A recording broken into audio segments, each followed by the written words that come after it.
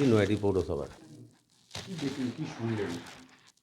হঠাৎ আমি ছিলাম পৌরসভাতে, আজকে পৌরসভা যদিও বন্ধ, আমার বিএলও আমাকে ফোন করলেন তখন 2:05 বাজে যে দাদা আপনার নামটা ডিলিটেড দেখাচ্ছে ভোটার লিস্টে। আমার মার নামও ভোটার লিস্টে ডিলিটেড দেখাচ্ছে। আমার মারও প্রায় 83 বছর বয়স। আমরা গড়িফারই বাসিন্দা, জন্মসূত্র থেকে গড়িফাতেই আমরা থাকি।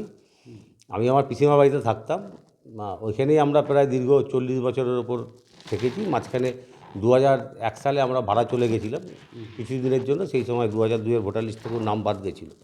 আবার 2003-এ ভোটার লিস্টে আমাদের নাম উঠেছিল। তার আগে আমি 1990 সাল থেকে আমি ভোট দিচ্ছি এবং এটা কোনো দিন হয়নি এই সমস্যার সম্মুখীন এবার প্রথম হলাম। প্রথমে খসড়া তালিকাতেও আমার নাম এসেছিলো, কিন্তু আমার মার আমার নামটা দেখাচ্ছে যে হিয়ারিংয়ে ডেকেছিল আমাদেরকে। তা আমরা হিয়ারিং অ্যাটেন্ড করেছি। যা যা পেপার চেয়েছে নির্বাচন কমিশনের যে 12টা নথি ছিল, 13টা নথি, আধার কার্ড ইনক্লুডিং, যা যা চেয়েছিল নথি আমি সমস্ত, স্কুল সার্টিফিকেট, আমার মাধ্যমিকের সার্টিফিকেট, অ্যাডমিট, আমার ক্লাস 5-এ যখন আমি গরিফা বয়েজে ভর্তি হয়েছিলাম সেই সার্টিফিকেট 1980 সালের আমি সেটাও দিয়েছি। আমি গ্র্যাজুয়েশন আরবিসি কলেজ থেকে করেছি, সেটাও জমা দিয়েছিলাম। এবং বাবার পিপিও আছেন, পেনশন পেতেন, বাবা পেনশন পান এখনও, প্লাস ইএসআই কার্ড, সমস্ত ডকুমেন্টসই জমা দিয়েছি যতটা ডকুমেন্টস জমা দেওয়া যায়। কিন্তু আজকে দেখলাম হঠাৎ নামটার ক্ষেত্রে ডিলিটেড এসছে, আমার এবং আমার মায়ের ক্ষেত্রে। এবং বাবার ক্ষেত্রে বাবাকে খুঁজেই পাওয়া যায়নি, এরকম একটা অজুহাত ওরা খাড়া করেছে। তারপরে বাবা ফর্ম 6-এর নাম বাবার আমরা জমা করেছি ফিল আপ করে অনলাইনে, ওটা আগেই খুঁজে পাওয়া যায়, আগেই খুঁজে পাওয়া যায়নি। কিন্তু অথচ বাবা এসআইআরের ফর্ম ফিল আপ করেছে এবং সই করেছে, নিজেই সই করেছেন। বাবার প্রায় 93+ বয়স, 62 সালের ভোটার লিস্টও বাবার নাম আছে।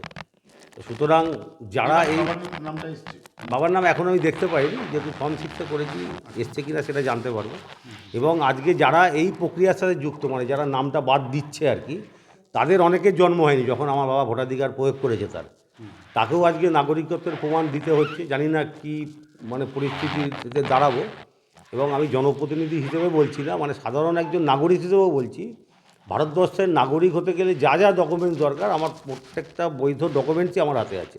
কিন্তু ডানপন্থী পরিবারে আমাদের যেহেতু জন্ম, বা ডানপন্থী পরিবার করে আসছি, সেই সময় সিপিএমেরও এই ক্ষোভের শিকার হয়েছিলাম, যার জন্য 2002-তে আমাদের নাম পুরো পরিবারের বাদ গেছিলো। আবার এখন বিজেপির এই যে মানে জুমলাবাজি যেটা করলো বিজেপি, যেটা নাগরিকত্বের প্রমাণ দিতে হচ্ছে এইসব মানুষগুলোকে। আমাদের তো ছেড়ে দিন, আমার 56 বছর বয়স, আমার জন্মও এখানে, আমি বাংলাদেশ তো নাম শুনেছি, আমি বাংলাদেশ সচক্ষে দেখিনি কোনো দিনও, না আমি রোহিঙ্গা না বাংলাদেশি। অথচ আমার নামটা কেন বাদ গেল এটা একমাত্র এরাই বলতে পারবে, আমার কাছে উত্তর কিছু নেই। এখন সেটা